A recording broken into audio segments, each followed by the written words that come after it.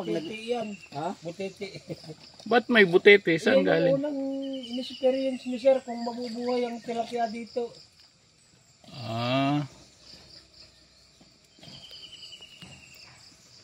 Ang dami nito oh. Sobrang dami. Mga times 5 ito kaysa sa mga nauna. Sa mga nauna po. No? Oo. Kaunti na lang yan eh. Mga ilang buwan yan bago lumaki ng todo? Baka buti na yan ang December. Disyembre malaki na kaya yan.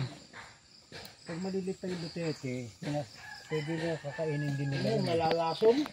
Oh, may lason yan. May lason yan. May lason yan eh. Kasi minsan nakikita ko tumitihaya yung tilapia. Sabi ko nakakain ng butete. Hindi na inaalis yung butete. Eh, nililipol ko sana.